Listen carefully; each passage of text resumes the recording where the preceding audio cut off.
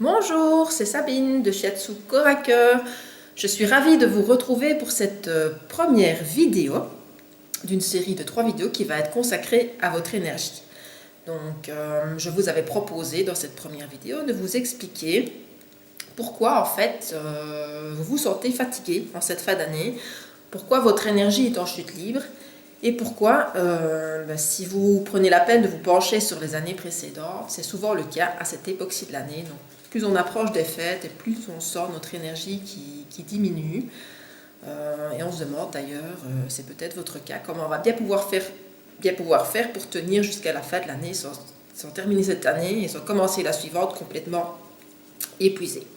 Alors, avant de vous expliquer le pourquoi, je vais peut-être vous expliquer dans un premier temps ce que j'entends par énergie, parce qu'on parle d'énergie, mais d'un point de vue oriental, je vais dire selon la médecine traditionnelle chinoise, mais l'énergie elle est universelle, c'est un principe unique, on la trouve à l'extérieur et on la trouve à l'intérieur de nous. Alors l'énergie, notre énergie vitale, notre souffle vital qui circule à l'intérieur de notre corps, en fait, nous est transmis, ce capital énergétique nous est transmis à la naissance par nos parents. Et puis par la suite, au cours de la vie, cette énergie va être nourrie, préservée, alimentée, perturbée par plusieurs facteurs. Alors cette énergie, elle présente un pôle positif qu'on va appeler le yang, qui nous est transmis par notre papa, et un pôle négatif qu'on appelle le yin, qui nous est transmis par notre maman. Et une première chose à prendre en considération, c'est que cet équilibre entre les deux pôles, le positif, le négatif, le yang et le yin, est d'une importance cruciale pour la qualité de l'énergie qui circule dans notre corps. Alors cette énergie, elle circule où? Elle circule comment? Eh bien, elle circule en fait par le biais de méridiens. Alors, qu'est-ce que c'est un méridien? C'est un canal énergétique invisible. Jusqu'à il y a peu ici en Occident, je crois qu'on n'y croyait pas vraiment, mais récemment il y a 2 chercheurs coréens qui ont prouvé leur existence, qui ont pu les cartographier et montrer qu'ils étaient bel et bien réels. Donc cette énergie, elle circule au travers des méridiens et par le canal, par le biais de ces méridiens, elle va traverser nos organes, qu'elle va affecter de manière plus ou moins importante en fonction de sa qualité, de sa fluidité. Alors ces méridiens dont je vous ai parlé, on les nomme d'ailleurs en fonction de ces organes auxquels ils se rattachent. On va trouver un méridien de l'estomac, un méridien du cœur, un méridien du foie, un méridien de la vésicule biliaire, etc., etc.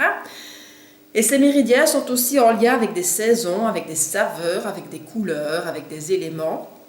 Ce qui fait en sorte que cette énergie, en fait, elle est reliée à tout ce qui est extérieur, à tout ce qui est intérieur. Et elle va nous affecter dans notre quotidien d'une manière générale, dont on n'a même pas, de manière un peu subtile, même je vais dire, dont on n'a même pas conscience. Donc cette énergie, si elle circule bien, si elle est harmonieuse, si elle est fluide, tout se passe bien. Si elle ne circule pas bien, s'il y a des blocages, là on va commencer à ressentir de la fatigue, puisque le corps va sans cesse devoir fournir des efforts d'adaptation, ce qui va le fatiguer, voire l'épuiser. On va commencer à ressentir certains malaises, certains mal-être, du stress. Et cette énergie va pouvoir aussi aller affecter nos organes d'une manière plus ou moins importante, en fonction du degré de perturbation, je vais dire, jusqu'à aller créer des petites maladies sans importance, je vais dire, ou si on ignore ces signaux que notre corps nous envoie, créer des malaises, des mal-être, des maladies un peu plus profondes. Donc ça vous permet déjà de voir que la qualité de notre énergie en fait est extrêmement importante, que la manière dont elle circule dans notre corps est extrêmement importante pour notre santé et pour notre vitalité au quotidien. Alors je jette un petit coup d'œil sur mes notes pour être certaine de ne rien avoir oublié. Donc ok, je vous ai parlé de tout ça. Donc cette énergie est liée, ces méridiens sont liés à tout ce qu'on retrouve comme éléments, comme saison, comme couleur, comme saveur, comme émotion à l'extérieur de nous. Et est influencé en fait par 4 facteurs extrêmement importants. Le premier de ces facteurs, c'est la respiration, la qualité de l'air que l'on va respirer. Alors vous allez me dire, On n'a pas beaucoup de prise sur la qualité de l'air qu'on respire, mais il y a quand même des petites choses qu'on peut faire au quotidien pour aérer nos maisons et améliorer cette qualité de l'air. Elle est influencée également, puisqu'on parle de la qualité de l'air, par les conditions climatiques, qui vont avoir un effet important sur notre niveau énergétique en fonction des différentes saisons. Elle dépend également de l'alimentation. Alors ici, je ne vous parle pas de diététique, de calories, etc., même si c'est très important. Mais d'un point de vue énergétique, l'alimentation va avoir en fait une importance de par les caractéristiques qu'elle va apporter. Je vous en parlerai un petit peu plus demain dans la vidéo qui sera consacrée à l'hiver. Et le quatrième facteur, qui est un facteur extrêmement important, si pas le plus important, ce sont les facteurs psycho-affectifs. Et là, je vous parle des émotions et de tout ce qui a trait au stress. Donc, j'en viens maintenant à la première question que je vais vous poser, puisque je voulais vous expliquer pourquoi vous vous sentez fatigué en cette fin d'année et pourquoi c'est le cas de manière régulière. Donc, la première question que je vais vous poser, à laquelle je vais vous demander de réfléchir, c'est qu'est-ce que vous avez fait au cours de ces 12 derniers mois, au fil des saisons qui viennent de s'écouler. 1. Pour gérer votre stress. 2. Pour accueillir vos émotions. Et 3. Pour préserver et nourrir votre énergie.